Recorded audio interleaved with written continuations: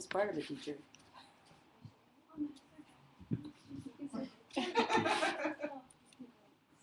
And let's restart this one. That's 6 minutes of nothing.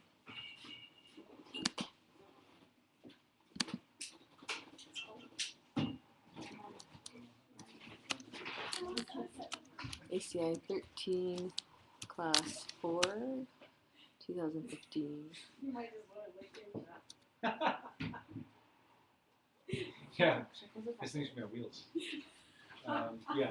It's like rotate, you know?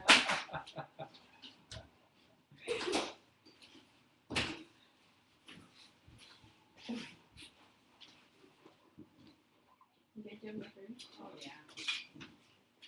You put it up here.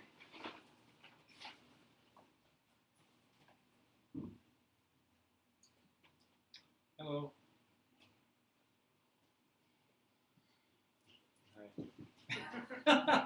It's so strange. Is that what I look like? I don't think I look like that.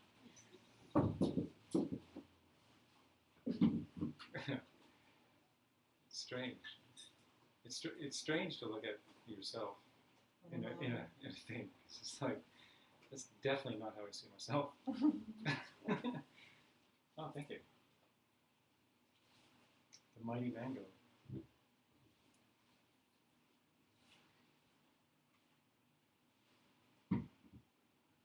Welcome to class 4. So, how's everybody feeling about this whole logic debate thing? Cool? Yeah? Is this your second time taking this course, Sarah, or first time taking this course? First time,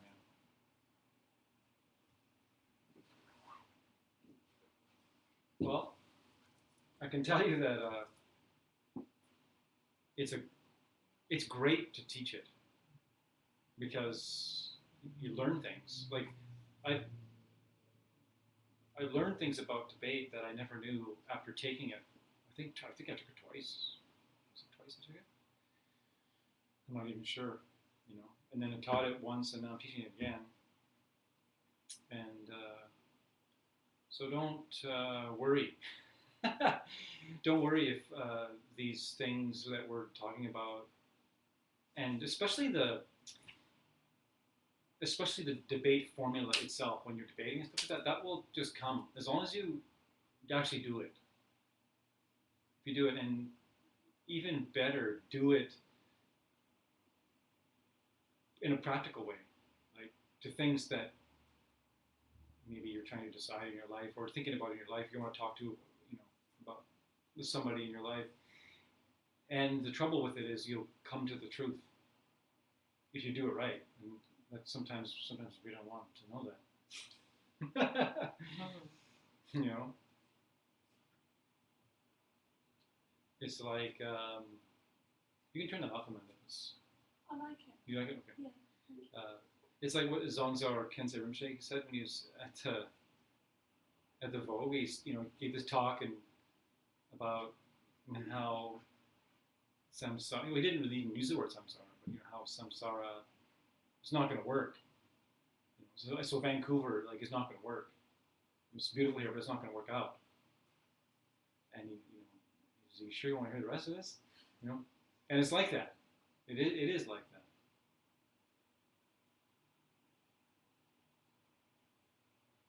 And so hopefully we can take simple ideas that are they can be kind of surface types of ideas that if you debate them enough, you can crack into a deeper understanding of it that will then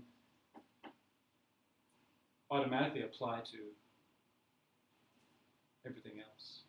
So let's start with opening prayers. How about you, Sean? You want to start it off for us? All you need to know is the first word. Sure. Okay. Well, do I need to know the words for the first one of each verse? Right? No, just the first. I mean, everyone will just. Okay. Yeah. Or is it? Am I wrong? No, it was first. Yeah, just first. Okay. Boo. Soki Jukshin Mei Tok Tram Ri Ra Ling Shi Nyen De Gen Kadi Sangye Shindu Mi Te Uwa Gi Drogunanda Shing Ma Chu Pa Sho Idam Guru Ratnamadalakan Viryatayami Churang Soki Choknam La Janchu Bardu Dakni Kyapsuchi Daki Jinyan Gipe Sunamki Rola Penchir Sangye Drupasho Churang Soki Choknam La Janchu Bardu Dakni Kyapsuchi Daki Jinyan Gipe Sunamki Rola Penchir Sangye Drupasho Churang Soki Choknam La Janchu Bardu Dakni Kyapsuchi Daki Jinyan Gipe Sunamki Drola Penchir Sangye Drupasho. Let's do a little meditation.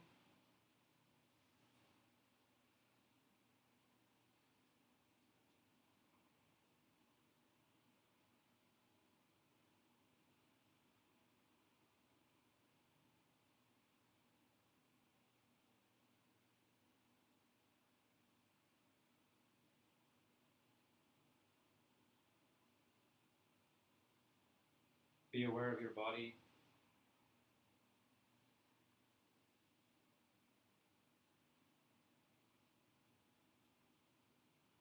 Be aware of how it's feeling.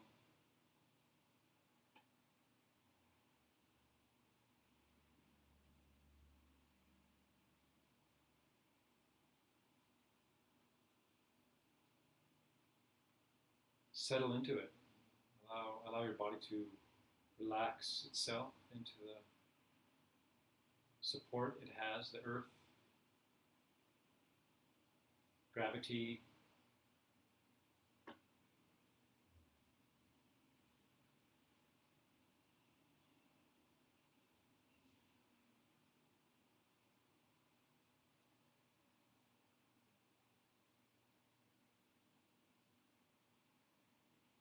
And we can counter any slouching by taking a deep inhale, drawing the crown towards the sky, lifting the heart, and then on the exhale, keeping the nicely lifted heart, but the shoulders relax and the jaw relaxes.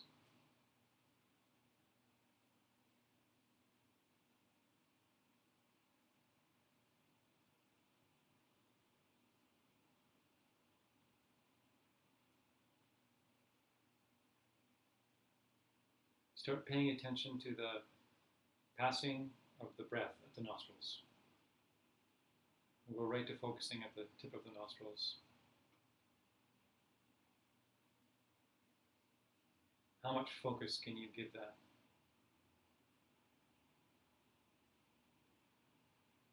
Can you let everything else fade from your concentration and the breath there be the only thing that you're concerned about?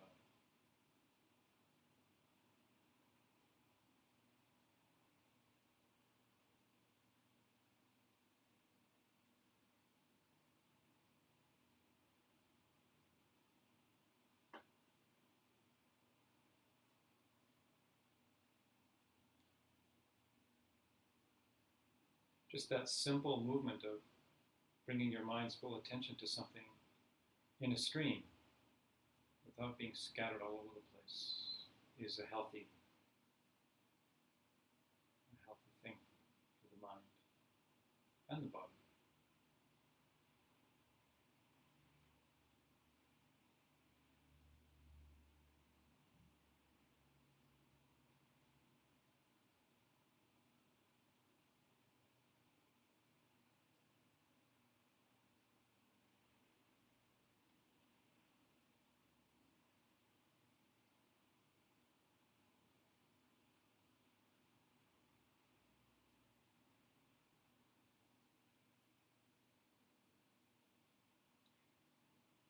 Let's shift our focus to the mental domain.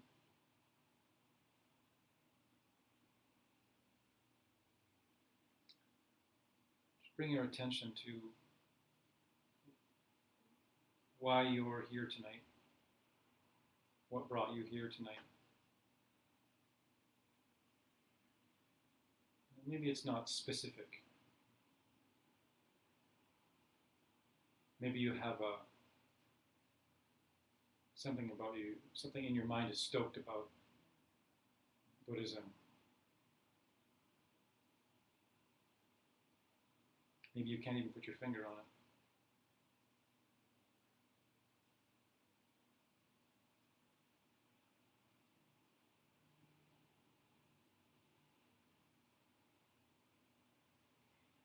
And just think about that, whatever that thought is, that movement of mind that would make you decide to come.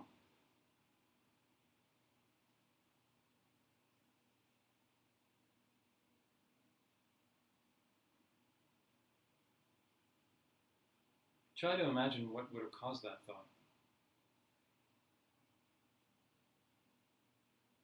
Would it have been something that happened yesterday?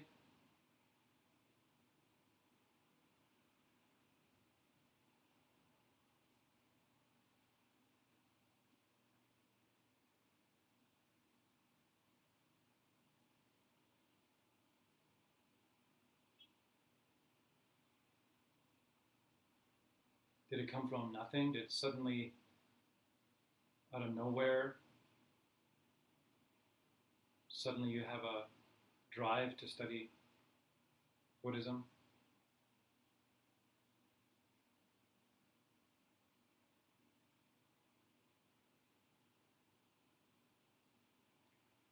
Maybe it began at 3 Jewels. Maybe it began on the internet. Maybe you were on the internet one day, you saw something. Maybe it was a friend.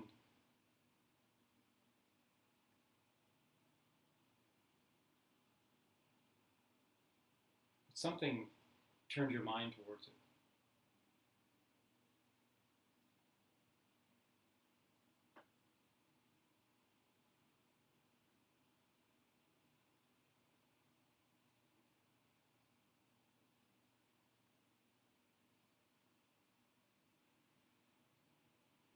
And what about before that? What turned your mind towards the thing that turned your mind towards Buddhism?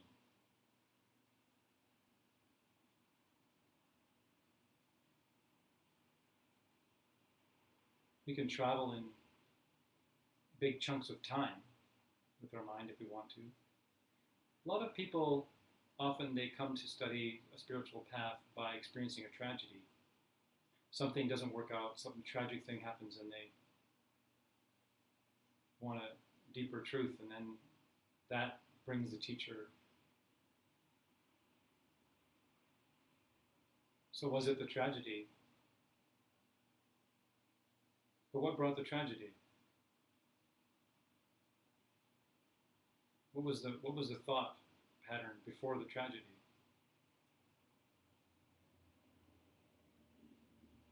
Maybe it was a girlfriend or a boyfriend that broke your heart.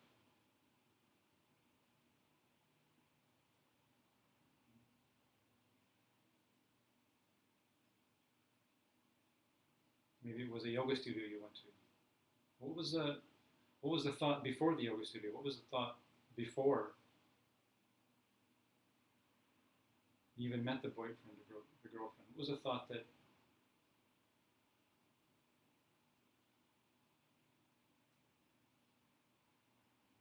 made you attracted to this boy or this girl? That eventually broke your heart, that eventually made everything very tragically clear, that made you want a teacher, that made you la la la, on and off, go backwards and forwards. And what about before that?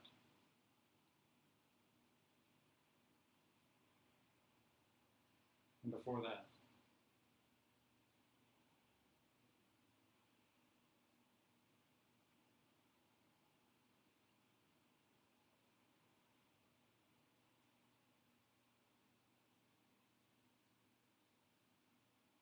is an exercise in going back in your mind and seeing the relationship of the cause and effect of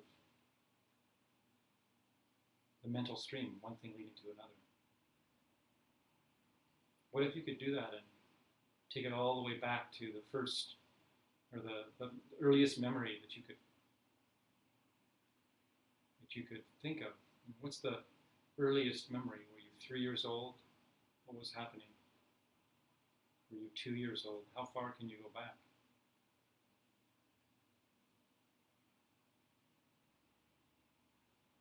And as far as you can go back, what was before that? Was there nothing, or was there a mental stream before that?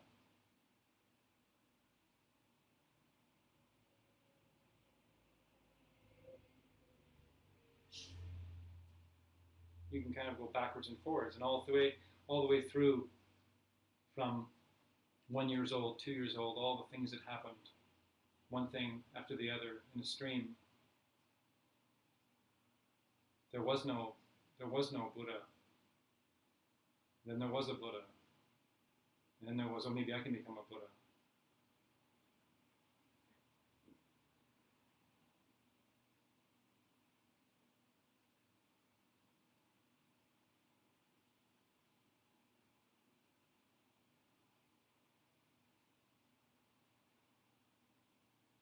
And we'll just bring that to a close and just quickly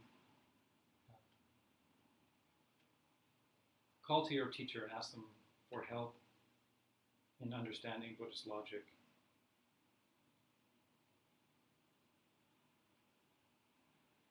So that you can be of great benefit to yourself and everyone else.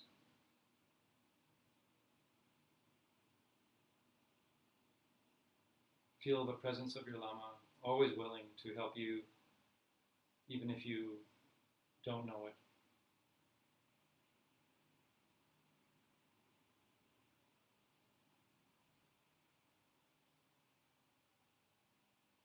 Sometimes we don't know until later how much they've been helping us.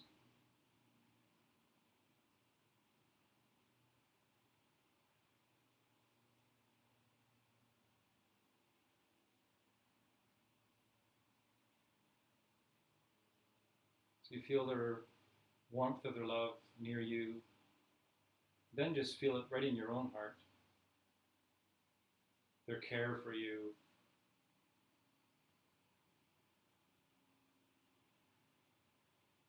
The relationship with you, which is one of great love, one of great caring, so much so that they're willing to help you do whatever it is you need to project in a world full of enlightened beings, yourself included, versus a world full of suffering. Blind suffering.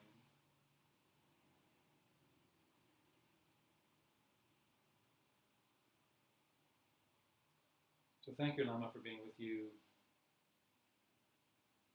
And then when we can all slowly, gently come back to the room, opening our eyes, and we'll begin.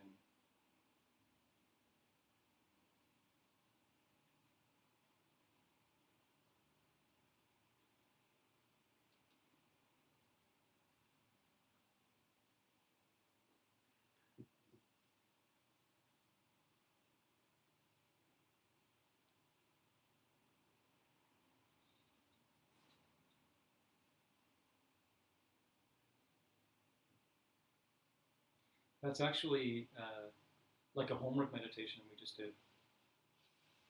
That we'll talk about a little bit later in class, but where you sit and try to follow the train of your mind and see if you can get back as far back as you can go. And we'll talk a little bit about it just in relation to the class, but if you meditate regularly, you'd be amazed at what you can perceive, right? What you can remember.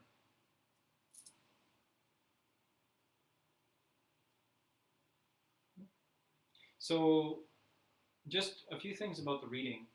If anybody's been brave enough to try and tackle the reading in these courses, I've said it before, but I need to reiterate, not to, not to worry about it, because they're like cones. Each individual debate in there is like a cone. Like it's meant to be gone over and over and over again for hours. This is not meant to be a novel that you read from beginning to end and then put it on the shelf. It's meant to be like you take one of the debates and you kind of go like, what? And you come back again and you go, what? And you come back and you're like, what? And then one time you go, oh. And that might be like the 10th time. You go, oh. And then you're ready to go to the next one. And then one of the reasons why it's difficult, let alone it being just a difficult subject, that just like when we're debating, they're always proposing an idea that we don't agree with. So it's always confusing. And you'll see, like in the middle of the reading, you'll get to the Madhyamika Prasangika section where they're actually debating things that, the school that we're supposed to be studying agrees with. But, so that can get confusing, because a lot of the stuff that we're studying is like a sutrist or functionalist school where they don't take emptiness, ultimate reality, down to the very sort of end of it where highest middle way does, which is, things exist by name only. Their schools, the lower schools, it's enough for them to say, things exist ultimately if they perform a function. And that's as far as they need to go. And that functions perfectly for them. But it doesn't cover all the ideas completely, and it doesn't go far enough for the Madhyamika Prasangika school, but it will help, and it can get rid of your mental afflictions. But it might be confusing if you're reading that and thinking that we've been talking this whole time, nothing exists ultimately other than it being named by a karma, that you're being forced to see it that way, and then they speak differently about things. So you have to wrestle with that and don't worry about it, because it's not like we landed in ACI and like we're actually prasangikas. It's not like that. It's not like, okay, I'm in ACI being taught in this lineage and all of a sudden, yeah, I'm like this middle way. I'm highest middle way now. It's not like that at all. It's just like I've been exposed to the highest middle way ideas, and really like 99.9% of my mind is like still whatever, sutrist, I still really believe, right? I still really believe that I still really believe there's a findable, tangible moment when the ice cream touched my tongue. I still really believe that the ice cream is what tastes good, and it's the ice cream, right? So if you're there, you can't say that you're like a Madhyamika Prasangika aficionado. We're being exposed to ideas to take us higher. So, it's not really. It's really about our level of understanding, and how far are we willing to go? Because I'm sure probably everyone in this room, myself included, when you start to wrap your head around emptiness the way it's taught in Madhyamika Prasangika, and you start thinking about Chichadrak in the deepest way, things get a little freaky. Things start looking very weird, and suddenly there's something that's not there, that was there, that you were kind of counting on being there. And that's a good sign. It's a good sign if you're getting freaked out once in a while. It's a bad sign if that happens, and then you're, turn into one of these, oh, nothing matters then, right? I've had to deal with a few of those people. Oh, it's empty, so I can just change it. I can just decide that this is what this means. Right? That's not the case.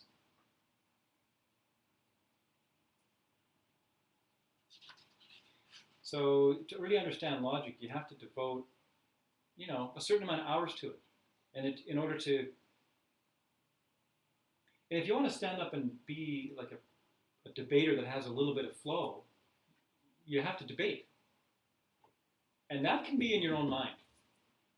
You can have debates in your own mind. It's a great way to do analytical meditations. It's a great way to do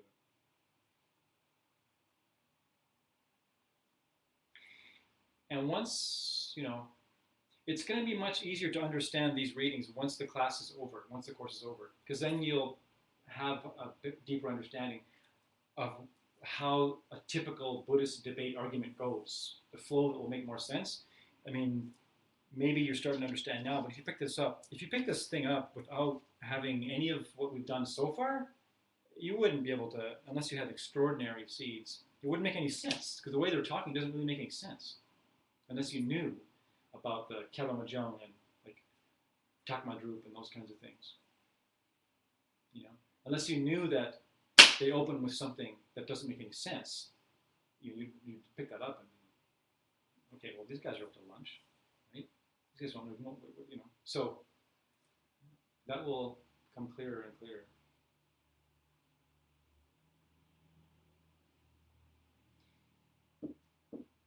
So tonight's subject is cause and result. Cause and result. The mighty cause and result. Say Gyundre. Gyundre. So that's Gyundre. So means cause and result. So Gyu means cause, and Dre means result or effect. Gyundre means the study of cause and result. Result, effect, same thing. I suspect that, I don't know how long it'll take, but pretty soon Marissa will be correcting me on my Tibetan. She's taking Tibetan classes. So I'm looking forward to that. The definition of a cause, okay? What is the definition of a cause? What do you think it is? It's real simple. The definition of a cause. A cause don't make nothing happen. A cause don't make nothing happen, and that's what makes it a cause. Yeah? Machine's saying, yeah. That's what a cause is. A cause makes nothing happen. No. No. A cause makes something happen. Yes. So you can't tell me the definition of a cause then. You can't tell me the definition of a cause. A cause is something. You can't tell me the definition. I can. Sure. A cause is something that has to be in place, something that has to happen in order to produce a result or effect. Something else. So something that causes something else to occur? Yeah. Yeah, that's it. The definition of a cause. Something that causes something else, anything which causes something else to occur is a cause. Can we say it differently because we're using the word in the definition? Anything which brings something about. Okay. Anything. That's a good point, Sarah. In fact, you pointed out something that we'll talk about later in class. You can't use the same proof. You can't use the same word in the proof. Okay. You can't use like. It always bugs me when the You can't say sound as a. You can't say sound as a changing thing because it's sound. Yeah. Right. So okay, definition of a cause: anything which brings about a result. Or anything which brings about something to occur. Anything which is the impetus for something to occur. I liked it when you first said it. Something that makes something happen. All right. You don't like my big impetus word? What about castle? I thought that's why you woke up. The impetus is like, hey, you said something with 3 syllables. What's that? I think it's What's that? I said, what about catalyst? But I don't think it's the right word. Catalyst? A Probably not catalyst? the right word. I don't know, is it? The catalyst is like the turning cog in somewhere along the way to make something occur. Maybe a catalyst is kind of a cause. There are different kinds of causes, which we'll talk about.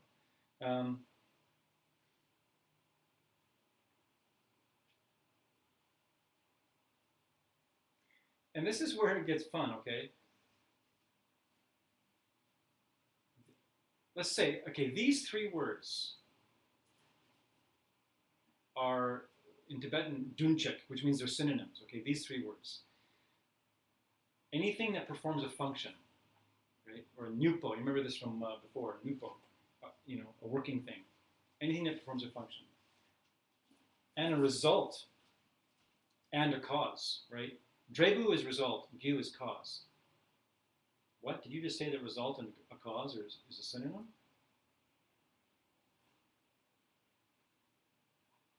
A result is a synonym for a cause?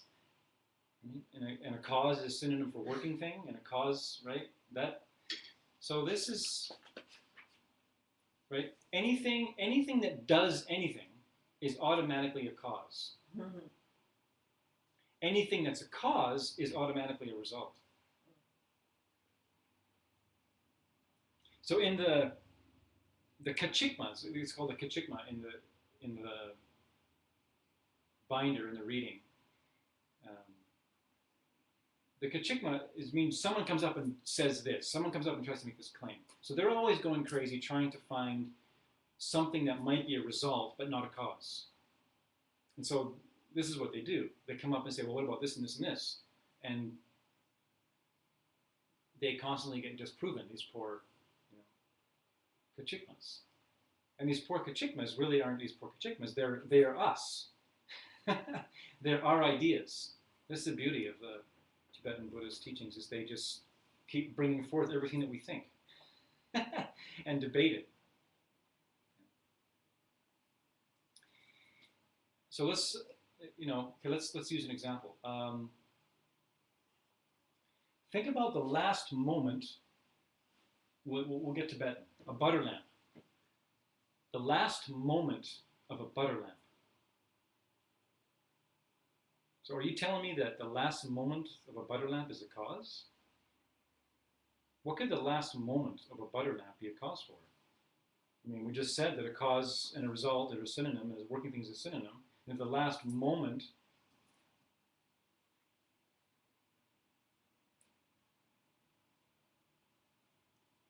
this is where you get to say chichir. So this is this is another debate term. Chichir. Chichir means like, who said that? Right? Who said that? Chichir. Chichir. Chichir. Who said that? Well, because it's a result. It's a synonym for a result. A cause and a result are the same. So, so how do we answer that? Like, if a cause and a result and a working thing are all the same, how do we answer thinking about, consider the last moment of a butter lamp? It's a cause. What's it a cause for? Is it a cause for something? Yes, Amanda. Yes. What is it a cause for? For the next moment of a butter lamp. But the butter lamp's gone. The butter lamp's gone out of existence. The flame's out. The cause of no butter lamp. So it's a cause of something that doesn't exist. It's a cause of non-existence.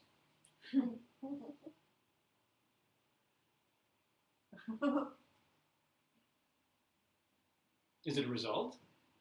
Is the end of the butter lamp, is the end of the flame a result? Sure, has to be a result. Where did the result come from? The moment of the flame just before. So that's a result. But I'm just saying that a result and a cause, they're synonyms, and working they're synonyms. So how then from what they're saying, what I'm saying, I guess, is that also has to be a cause.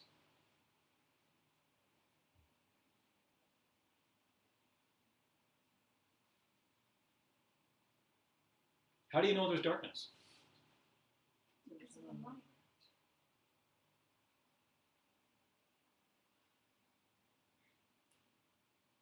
You could say it causes your perception of darkness.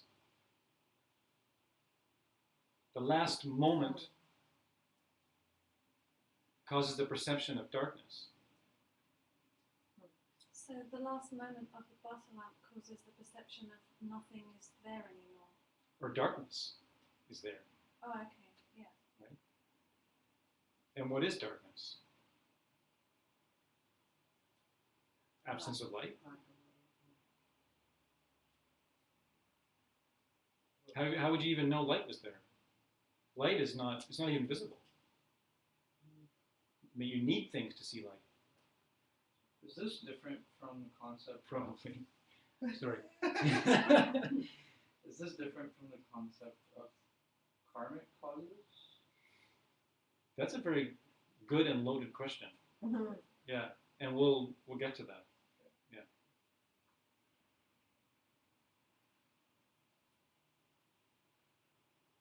We'll get to that. Yeah. Essentially, no, but depending on how far we go down the rabbit hole, right?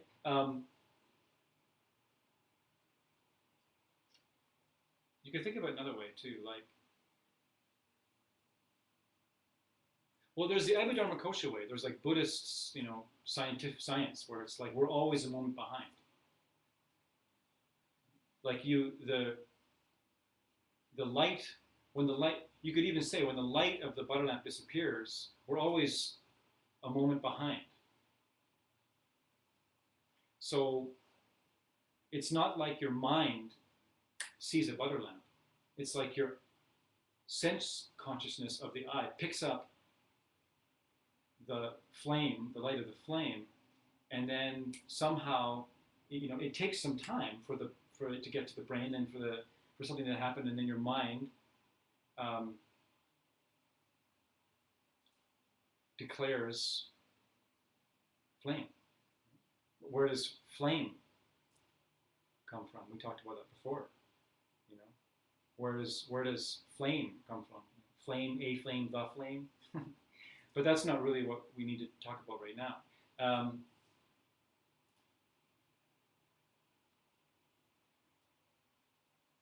Because they say that we're not really aware of the light of the flame until a millisecond after we see the light of the flame. So we're always kind of behind. So according to that, any object that we're looking at is a cause. It helps create the visual consciousness. Because without something to perceive, the visual consciousness hasn't got anything to do.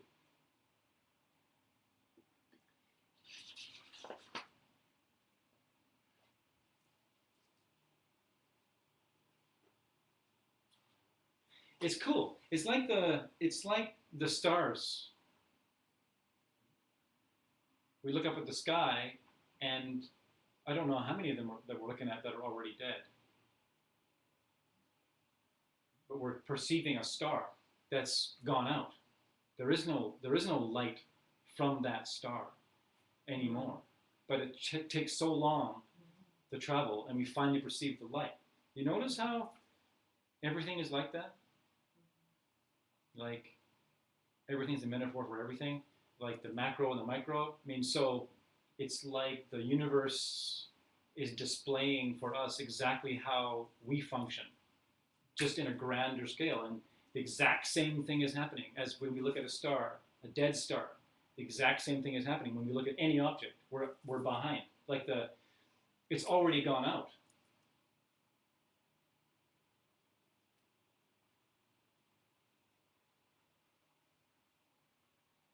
If we're being forced into 65 current perceptions per finger snap, and we're constantly changing, the person that you think you're seeing is already gone.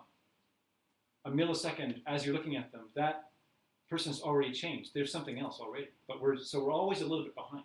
So anything you see is causing visual consciousness. So we can say it's a cause for the visual consciousness of the next moment. So it's a cause and a result. Sorry, what is the cause for the visual? The flame going out. Or anything.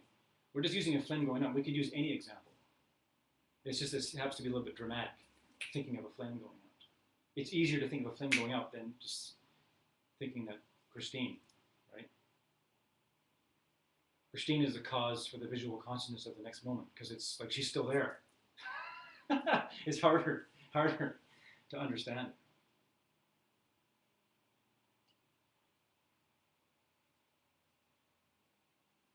It's tricky. Everything in the world which is a cause is also a result. And this is logic school, right? Yeah, anything which is a result is also a cause. Yeah, we're in logic school. Yeah, and we're not taking it to, nominally at this point. We're not taking it as existing nominally yet. We're talking sense consciousness, brain waves, and perception. Just for the point of explaining the fact of how it could be a cause and a result. And that's one of the greatest lessons of studying cause and result, is that everything you're looking at is both a cause and a result. And if you study it enough, you'll see that it has to be that way. It's like if everything that,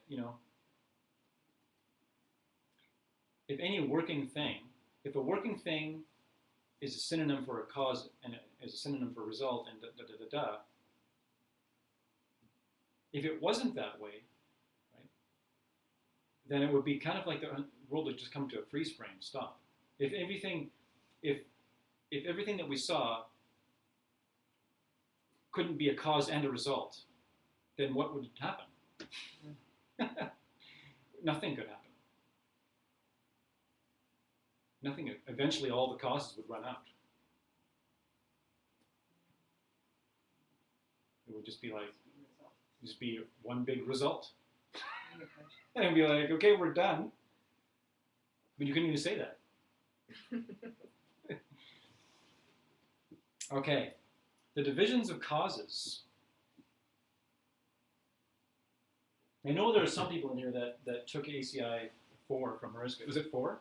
We did? Yeah. So I know there's at least one person here can tell me how we can divide causes, two kinds of causes.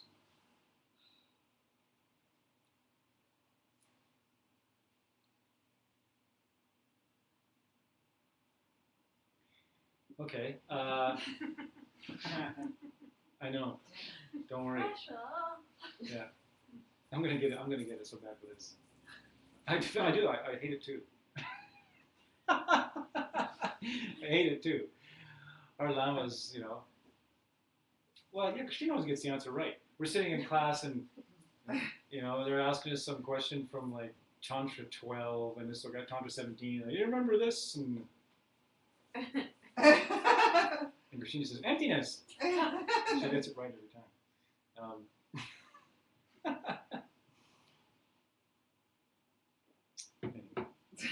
Okay, let's talk about causes for this piano. The cause for this piano is Prime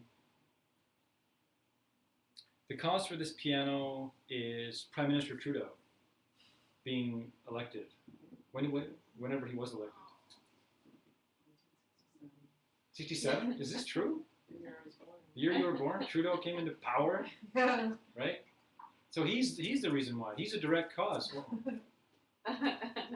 He's the cause for the piano. His election is the cause for that piano to be in this room. Yes. It is. He is. So, yeah. Peter, is it Pierre? Pierre. Peter. Pierre. Peter's his son, right? No, just No, Peter's a Justin. rabbit. No, Peter's a rabbit. Peter Peter is is his the English rabbit. name. Peter the rabbit. Peter No, is Pierre. his name in English. Okay. Aha. Sarah, you're a wealth of information. Pierre Trudeau is a cause for this piano to be in this room. Yeah, he is a cause. Why not? Did he stop the piano from coming here? He must be, anything that didn't get in the way of this piano here somehow has to be involved in the cause of this piano being in this room. He might not have had much to do with it. So maybe he did it. Was he how many ways there are to, causes. There are two kinds of causes. Direct and indirect. Direct and indirect. So you could say that the election of Pierre Trudeau was an indirect cause of that piano being there. You can get as far back as you want to go.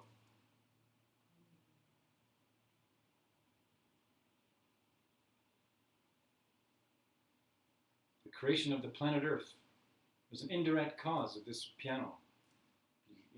You can't say it's not. But was it a direct cause? See, there's a difference between a direct cause and an indirect cause. Let's talk about direct cause. And this is kind of wild. Okay, let's talk about this object. Does everyone agree? Does everyone see this as a mango? Yeah? Okay. It's a mango. What is the direct cause for this mango? The direct cause for this mango. The seed. The seed. The seed is a direct cause? The seed's already gone. Well, I guess it's kind of not gone. I guess it's inside her. Maybe. So the seed is the mango? Fertilization. Fertilization is a direct cause. But the fertilization is direct cause.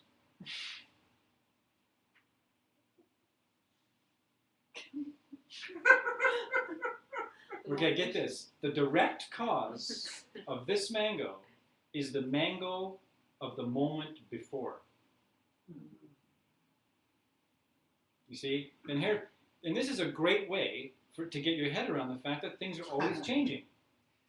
Right? This is a busy little object. It's disappearing.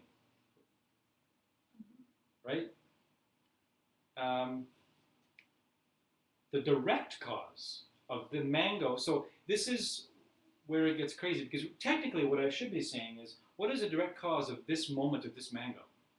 What is the direct cause of the mango of this moment?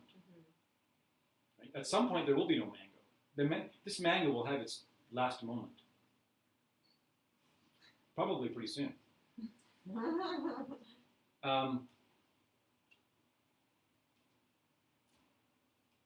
What's an indirect cause for this mango? Yeah. Seed. The seed. So then, is the Nerlengi goo an indirect cause then? We're going to get there. Yeah, gear. Main material cause. No, they're not the same thing. So the indirect cause, or the indirect cause,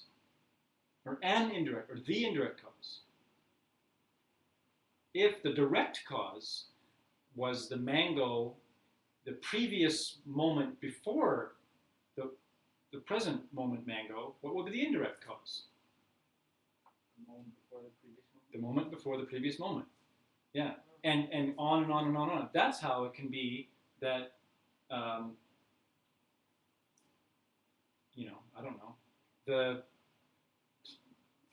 the birth of the star of Earth can be an indirect cause of this mango being here, because as soon as the direct cause of this mango is the thing that flops over into the mango of the present moment, and anything before that is all the indirect causes of this mango coming, like that. And to even think about that, isn't it great? Just to even think about that. Because you're like, wait a minute, what do you mean? What do you mean? Because we've been talking about this all along, since ACI 1, like things are constantly changing. And if things are constantly changing, then, are they ever static? They sure appear to be static. It sure appears to be static. And like we talked about before, you see that directly at some point. You see the changing nature of it. It's subtle impermanence. So that's indirect and direct, according to this mango. And that applies to any object. Okay?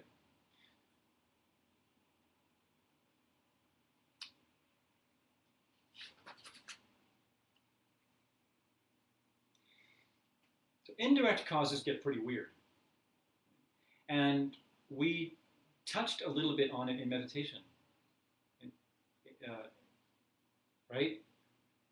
An indirect cause, right? There was the direct cause of us being in this room together, which was us, the moment before us.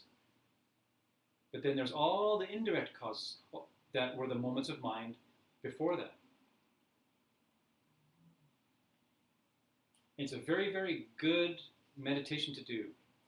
You settle your mind and start. You can even start with a thought. If you have the patience, you can start with a thought you're having at that very moment and think, what led to that thought? And you're staying cognizant, you're staying aware of what led to that thought. And, we're always complaining about being distracted. We'll have some fun and just be bloody distracted. Have the object of your distraction, this long trail of one thought after the other. Of course, you wouldn't be being distracted if you stayed on that. If you were distracted, then you'd be like thinking about ice cream, and you'd, oh yeah, right. But then you start again, right? And if you're getting really good, you can go back, and then you can make leaps and jumps. Like,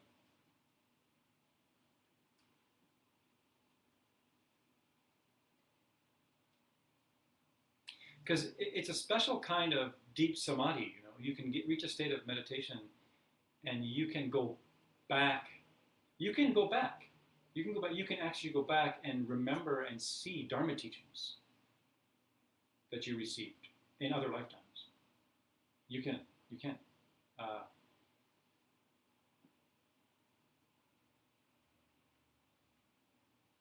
And all other kinds of wild and crazy things. It's a special thing that won't happen if you don't meditate. That's for certain.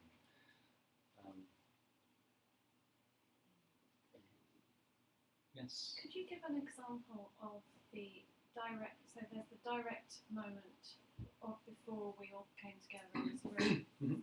and then give an example of what indirect moments would look like, going back about 5 of those. Well, 5 of those? Yeah, Probably I don't look know, pretty- like just probably like look pretty just similar. Like talk about, okay. So we're talking like literally like 65 per second. I'm talking really quick. Yeah. That's how fast things are changing. Right? Yeah. So they're getting right down to the it's already happened 50 times. So you just keep breaking Right. it down and breaking it down. Like Yeah. you could go on forever. That's the whole idea. You could go on forever and you just be completely freaked out and see emptiness directly. Well, that's like the ACI 12 with like trying to find the edge of something. Yeah. And you can't. It's very similar to that. Yeah, it's all that we're ever doing here. It's just different ways of completely smashing our brain, right? It's just different ways of just, okay, things aren't existing the way that they appear to be existing. And here's another way to think about it. And one of them will work for you. One of them will be like, oh yeah, cool, we did this thing in ACI today. And you'll just be like, on it. Because yeah, it's very, very, very quickly. I don't know, 3,000 times? 4,000, 5,000? Like just quick, right? Indirect, direct, right? Direct, and then all that follows indirect, off to infinity. Make sense? Yeah. Because it's hard to break a habit, you see. We have these habits of just viewing the world. And they're so ingrained. It's hard to change. It's even hard to change a habit, an obvious habit. So it's going to take a little bit of, like, what's a good example? Oh, I have a great example. I have a pair of shorts that the pocket I've been wearing to work. The pocket is now has a big hole in it, right? And I always put my cell phone in the right pocket, right? And I know darn well that okay, I'm going to train myself until I get this pocket sewed. I'm going to have to train myself to put my phone in my back pocket. But I know that I'm going to drop it. I know darn well that I'm going to put it back in that pocket and it's going to hit the pavement. And it's going to happen over and over again. And I just accept that. And it takes a while. And that was, I guess, about a week ago. And the phone has hit the pavement many times. And it goes back in my back pocket, but it's slowing down. I think it happened once yesterday, right? And that's just like a habit. That's how hard it is to ingrain a habit, to change a habit. So how are you gonna change the way that you see all of reality unless you like remind yourself constantly over and over and over again, and like with this kind of thing? It won't happen by itself.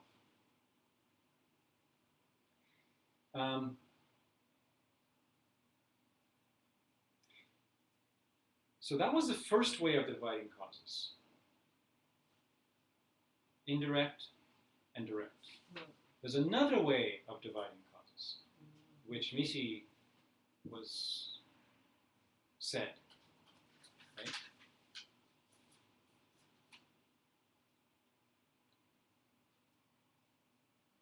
You said it.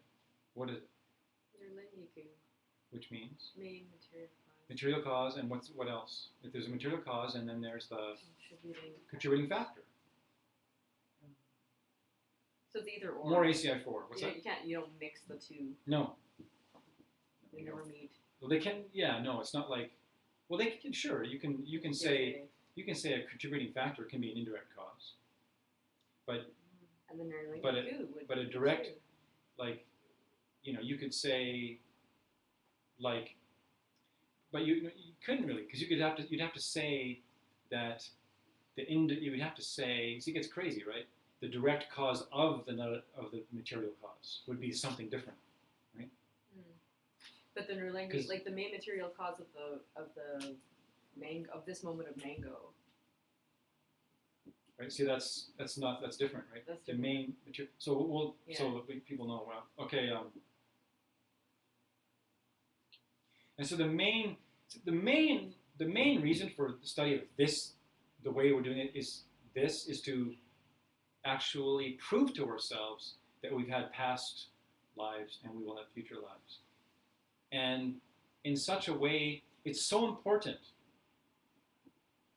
It's so important to be able to prove it to ourselves in a logical way, because most of us, unless you're a very deep meditator, haven't seen your past lives. And seeing is believing, and you can see it logically. That's also ACI 4, isn't it? Like, it's a valid perception to see something with logic. Prove it to yourself with logic. So if you can prove to yourself past and future lives, that's different than just believing them because someone said.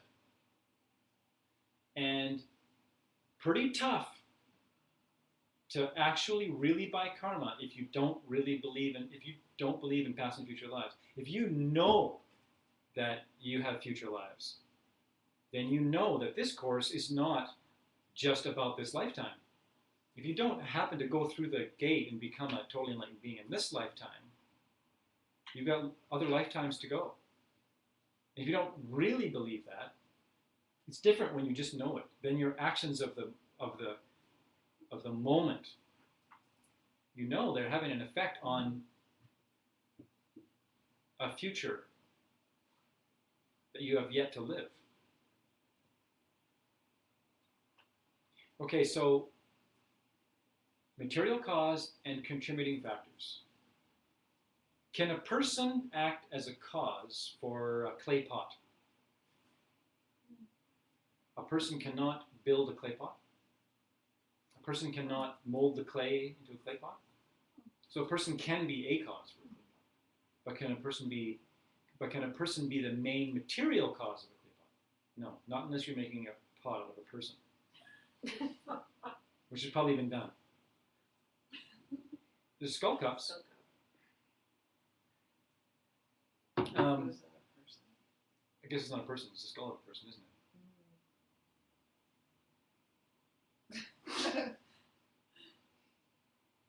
Here's how you know if something is the main material cause or not. The material cause is the stuff that turned into the result. So, like, there's in a situation like a clay pot, you could say the person turning the wheel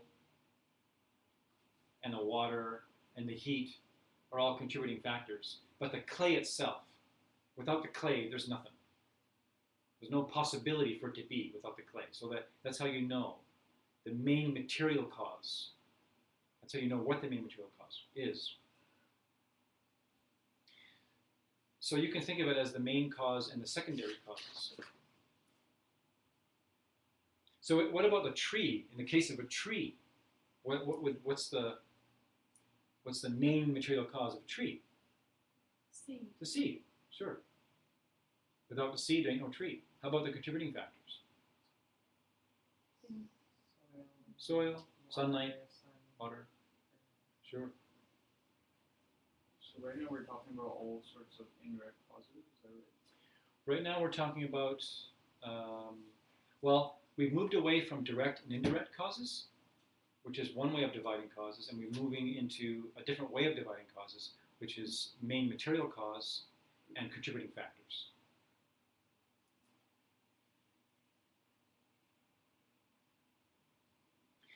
It's easier to think that a contributing factor could also be an indirect cause.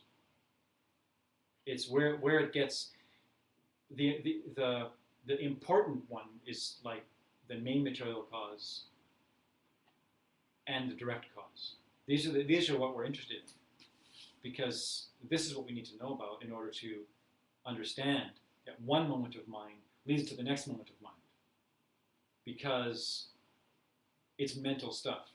Like if we can understand, if we buy the idea, okay, yeah, sure, I believe it. Without the clay, there's no clay pot. Well, what about the thought? What's the main material cause? What's the material cause for thought? It has to be relative to that. What's that? A thought. A thought. Yeah, something mental. So it's useful. So it's like, okay, I exist as something mental. There had to be a cause. There has to be a main material cause for that. Well, how did I start? Did I come from nothing? So that's what it's good for, especially good for. And okay, there's the main material cause, but what about the direct cause of my thought? Oh, it's had to have been the thought of the moment before. And then you go backwards and forwards to infinity, and you can see that, well, there's no end to it. And if you can really get that, how then could there ever have been a start?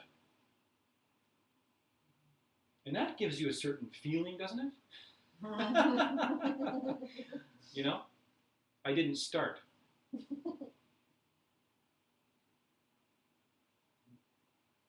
Yes, go. So we don't have to talk about this, but so there are immaterial causes. Immaterial causes? When you say immaterial causes, can you be more specific? Would that be a karmic cause? Immaterial cause? Immaterial. Well, there are karmic causes. You mean things not made of material? Do you mean like, for instance, an immaterial cause of the clay pot? For instance? Immaterial cause. So a mental cause for a clay pot? Or immaterial? Immaterial. Etheric? Huh?